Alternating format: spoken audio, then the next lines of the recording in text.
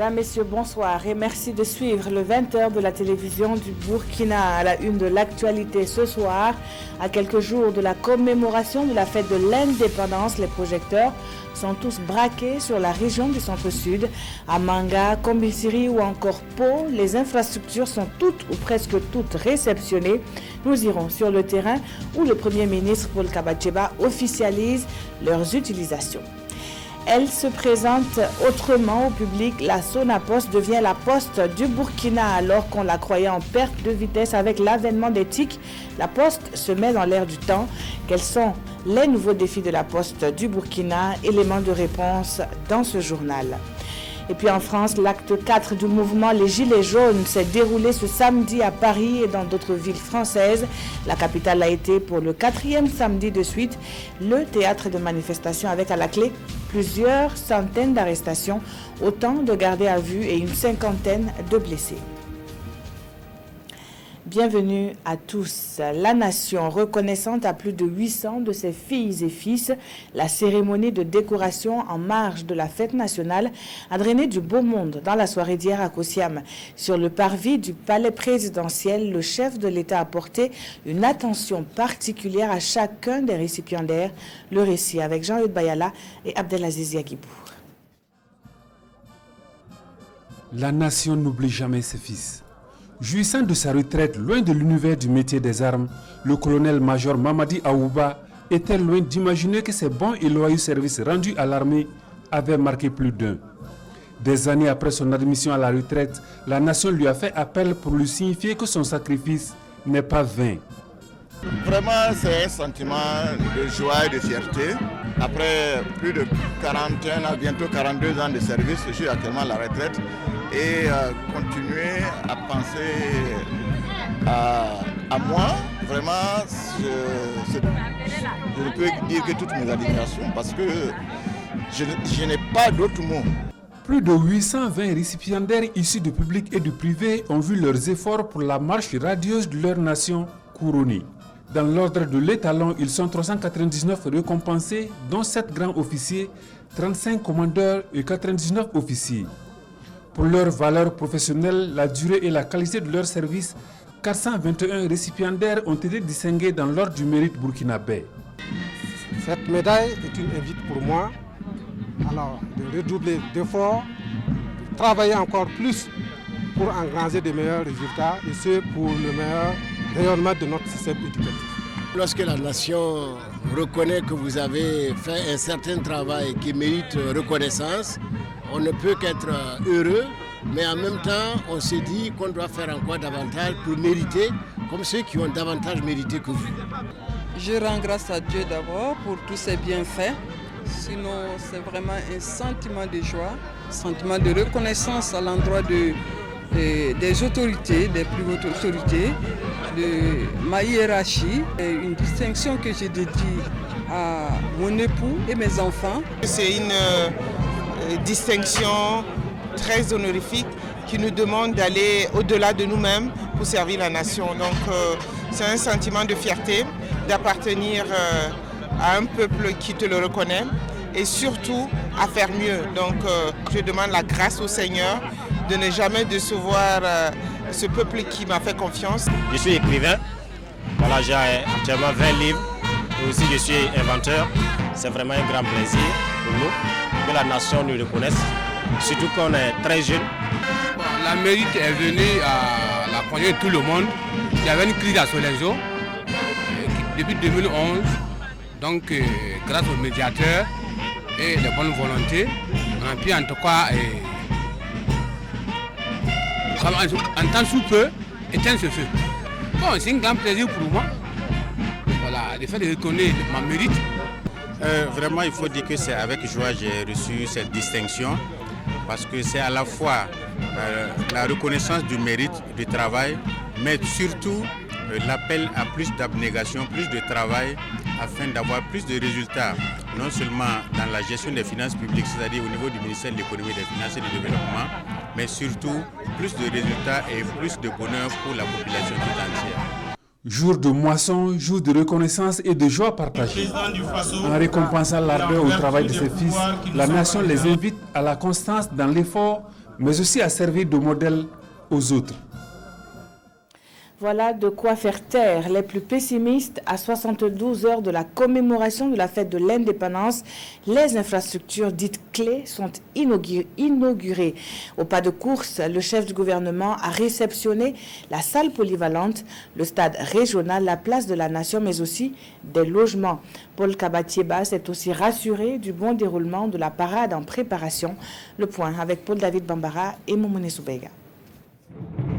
Une salle polyvalente pour la ville de Manga. C'est l'une des infrastructures majeures que le gouvernement met à la disposition de la ville dans le cadre de la commémoration de la fête de l'indépendance le 11 décembre. Elle a une capacité d'accueil de 500 places avec un coût de réalisation de plus de 900 millions de francs CFA. Et ce n'est pas tout. Le Premier ministre Paul Kabatieba poursuit la série d'inaugurations à l'intérieur de la ville. La place de la Nation, une voirie de 44 km et plus de 250 logements sont officiellement remis à la commune. Nous saluons en tout cas l'effort du gouvernement qui a permis de doter à la commune de Manga et les autres communes de la région de ces infrastructures. Le sport n'a pas été oublié dans la réalisation des infrastructures du 11 décembre à Manga. La ville dispose désormais d'un stade régional équipé.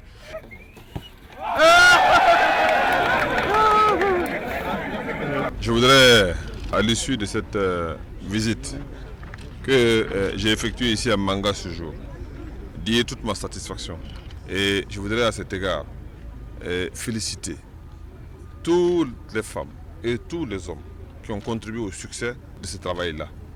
Les entreprises qui ont travaillé nuit et jour et également les agents de l'administration qui ont joué leur rôle d'encadrement et qui ont permis de faire en sorte que tout ce travail-là ait été fait dans le délai et selon les normes de qualité requises. La célébration du 58e anniversaire de l'indépendance du Burkina intervient dans un contexte d'attaque terroriste et le chef du gouvernement réitère son appel à l'unité de tous les Burkinabés sans exception pour la prospérité et le développement du pays. En marge des visites, le Premier ministre est allé encourager les encadreurs qui assurent les préparatifs de la parade. Et restons encore dans la région à l'honneur. Ce 11 décembre, Manga n'est pas la seule ville à réceptionner des infrastructures. Les villes de Kombisiri et de Pau ne sont pas en reste. Elles se sont même métamorphosées et c'est ce que nous disent Yacouba Gamene et Frédéric Etienne Bassenga.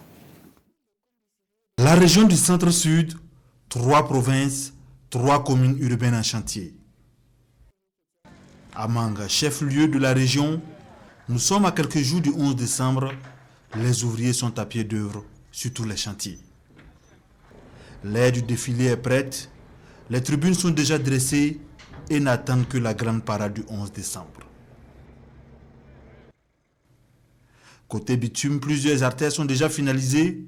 L'entreprise s'active pour donner à la cité de l'Épervier un autre visage, loin de celui d'antan.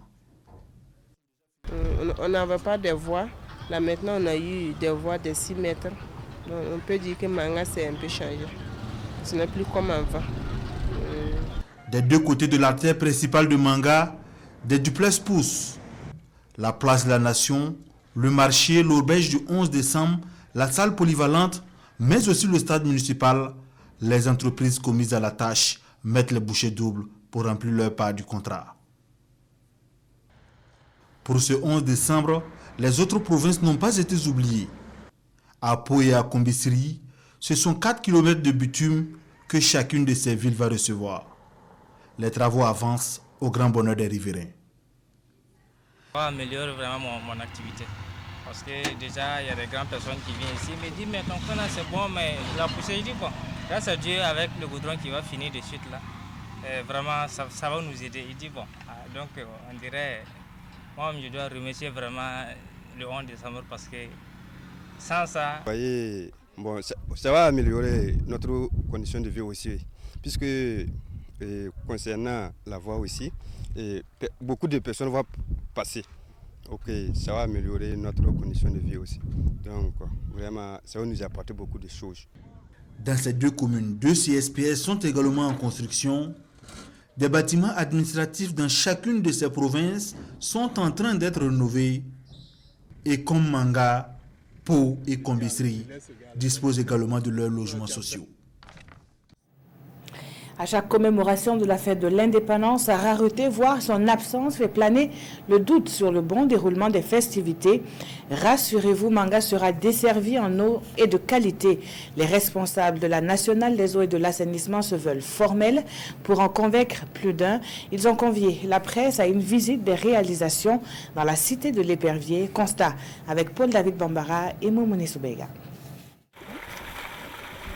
C'est un deuxième grand château d'une capacité de 150 mètres cubes d'eau que la direction régionale de l'ONEA vient d'ériger dans le cadre des festivités du 11 décembre pour parer à toute éventualité. À terme, pour la ville de Manga, nous allons avoir 3 châteaux d'eau, dont 2 de 150 mètres cubes chacun et 1 de 30 mètres cubes. Nous allons avoir un réseau de plus de 15 000 mètres linéaires pour pouvoir desservir les populations. 6 forages sont réalisés pour renforcer les capacités opérationnelles de l'ONEA à Manga. À la Cité des Forces Vives, les branchements sont déjà effectifs et les premières gouttes d'eau sont imminentes selon les techniciens. Là, on est resté jusqu'à 4 heures du matin dans la cité. Donc, je pense que c'est bien. Du matin jusqu'à 4 heures, c'est pas mal, quoi. On a commencé le 19 octobre dans la cité ici. Bon, déjà, on a le château qui est arrêté avec l'eau. Et là, déjà, l'ONEA peut commencer à faire les branchements dans les domiciles des gens. Avant le 11 décembre, la ville de Manga, nous n'arrivions pas à la desservir correctement compte tenu du manque de la ressource. Mais avec les nouveaux forages qui ont été réalisés, nous sommes en ce moment à une capacité de production qui dépasse largement les besoins de la ville. Il n'y aura pas de problème de desserte en eau potable de la ville de Manga. Un 11 décembre à Manga sans coupure ni pénurie d'eau, c'est le souhait de la direction régionale de l'ONEA. Et pour gagner ce pari, la Nationale de l'eau et de l'assainissement a dû débourser plus de 440 millions de francs CFA. La santé n'est pas un reste de cette commémoration de la fête de l'indépendance. Cette année, le sida et les IST sont dans la ligne de mire d'une caravane partie pour sillonner toute la région du centre-sud. Elle prône la sensibilisation à travers des messages à l'endroit de toutes les couches sociales. Isaka Kafando et Zalissa Sanfo ont suivi quelques étapes.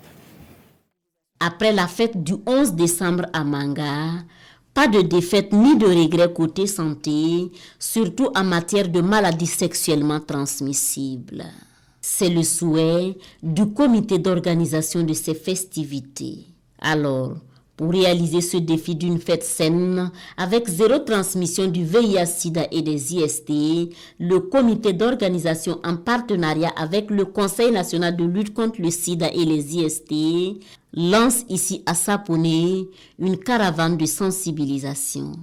Et la caravane va sillonner plusieurs zones du centre-sud.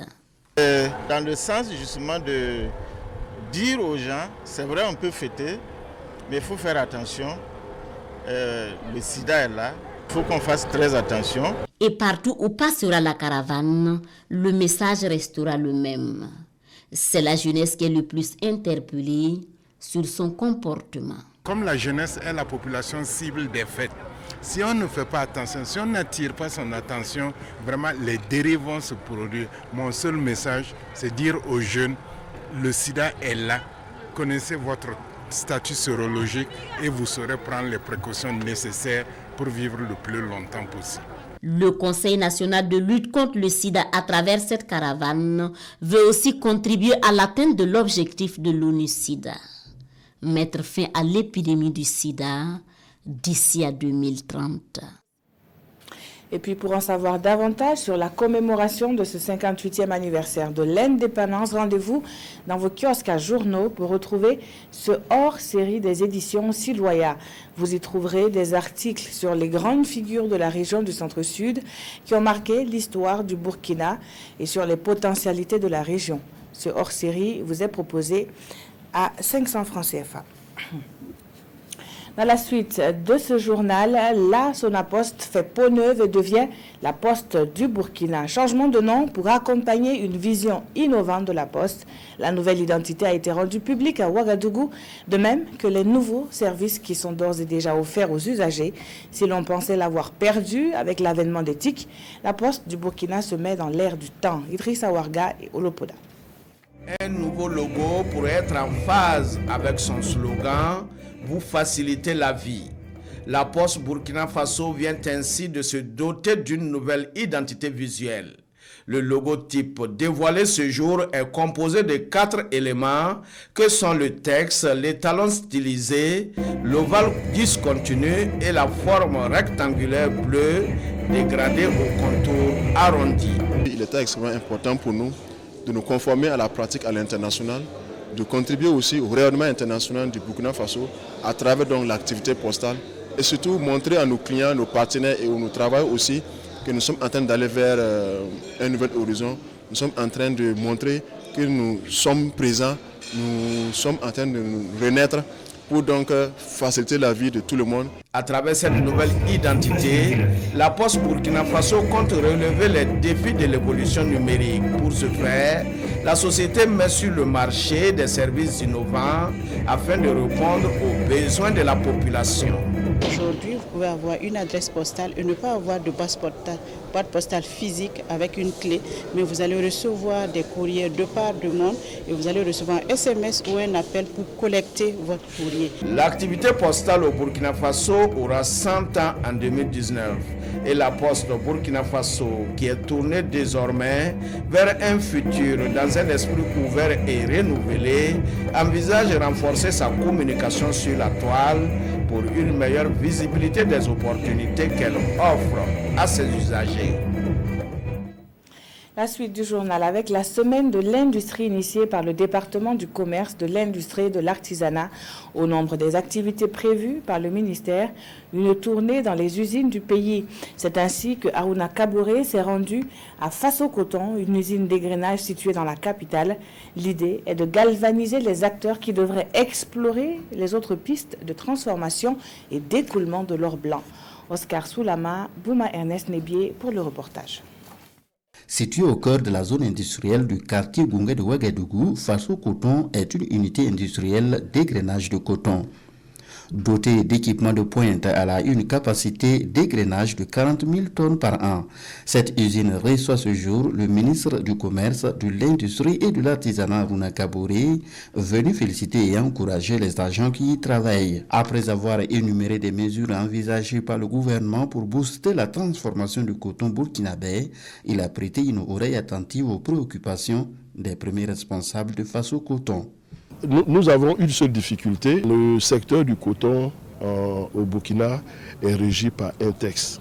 Et ces textes disposent notamment que le territoire burkinabé est réparti à l'ouest Sofitex, à l'est Sokoma et au centre Faso Coton.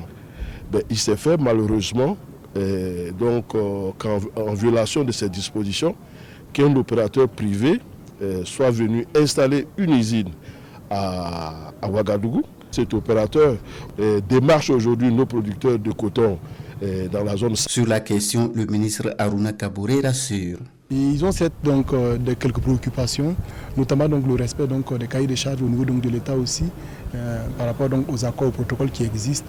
Nous sommes engagés à les accompagner parce que c'est beaucoup de moyens qui sont mis en œuvre ici. C'est un outil de production, c'est des emplois à protéger et à continuer à pérenniser. La visite s'inscrit dans le cadre de la semaine de l'industrie burkinabé qui se tient du 3 au 8 décembre 2018 sous le thème « Stratégie nationale d'industrialisation du Burkina, quelle relance pour nos industries locales ». Dans le même temps, à Bobo-Dioulasso, la filière Sésame retient l'attention d'un consortium d'acteurs de la capitale économique. Donc, il se dégage des pistes pour un meilleur professionnalisme du secteur. Elles sont proposées par les acteurs eux-mêmes, que sont les producteurs, les acheteurs et les écouleurs de sésame. On fait le point avec Hassan Gourabou, Razan Wende Rwamba et Ismaël Saturnin Paris. Un cadre d'échange entre les acteurs de la filière sésame. Un rendez-vous qui réunit producteurs et acheteurs du sésame autour de la question du professionnalisme et surtout de commercialisation du produit. Il s'agit ici un peu, après la campagne, après le lancement de la commercialisation, d'essayer un peu de confronter les acteurs, les besoins et les offres et essayer d'encadrer tout cela dans un cadre beaucoup plus professionnel. Lorsque le milieu n'est pas bien organisé, il y en a qui vont profiter et d'autres ne vont pas s'en sortir.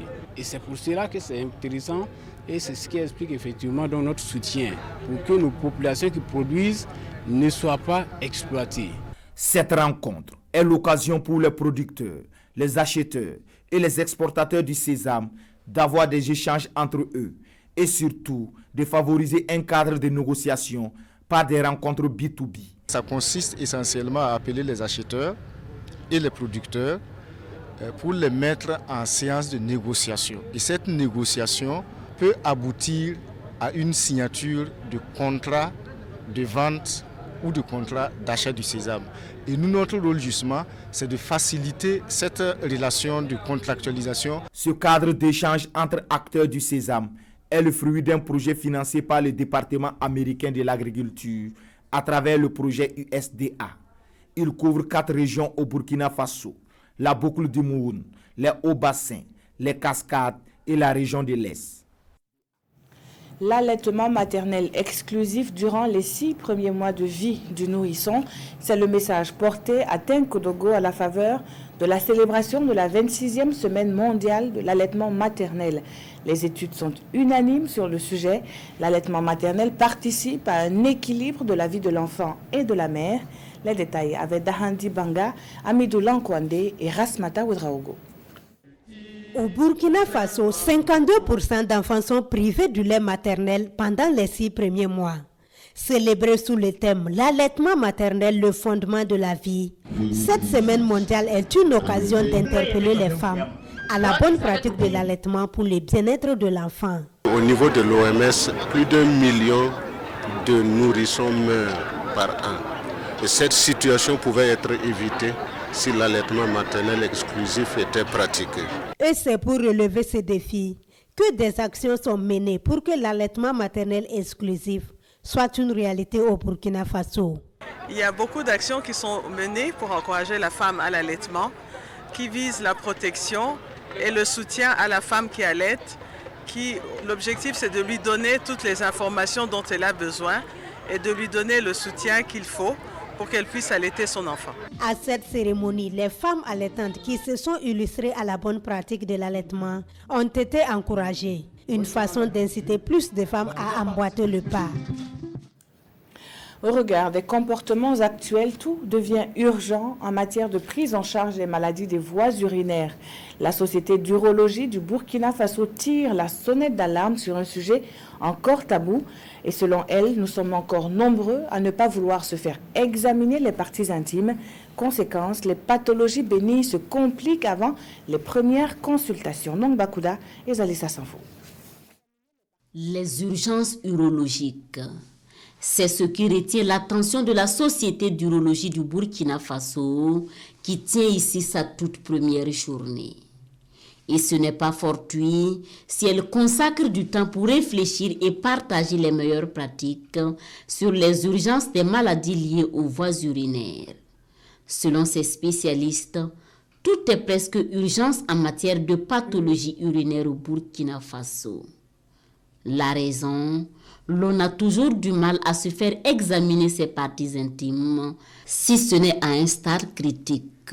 La prostate, le priapisme, la rétention aiguë d'urine, la torsion du cordon spermatique, le traumatisme des organes génitaux externes sont des situations qui demandent une réponse immédiate. Ces situations plongent le soignant dans une course contre la montre où le temps est son adversaire. La liste des urgences urologiques est longue.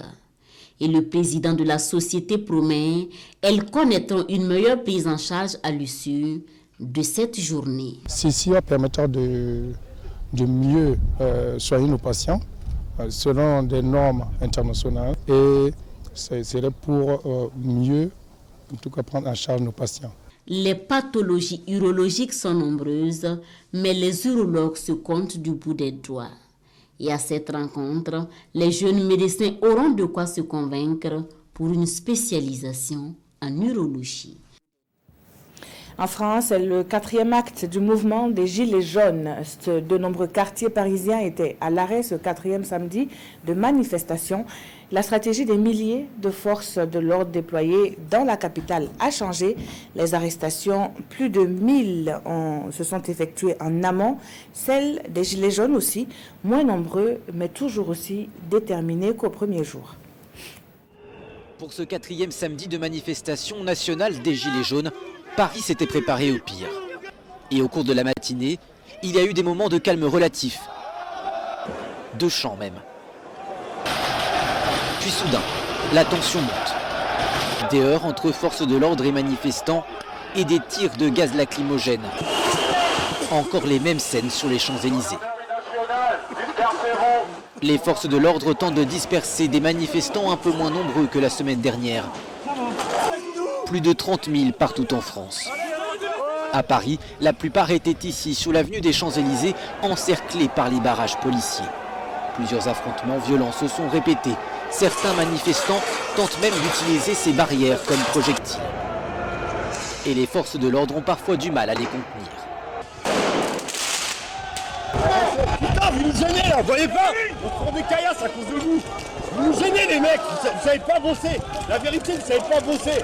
Face à des policiers visiblement eux aussi sous tension, certains gilets jaunes déterminés lancent des projectiles. Les autorités avaient pourtant pris des mesures exceptionnelles. Monuments fermés dans la capitale, contrôle dans les gares et fouilles aux abords de la manifestation. Plus de 1000 personnes ont été interpellées. C'est bien plus que samedi dernier. Mais cette fois-ci, la majorité des arrestations se sont déroulées en amont, signe d'un changement de la stratégie des forces de l'ordre. Merci d'avoir suivi ce journal qui s'achève. Très bonne suite de programmes sur la télévision du Burkina.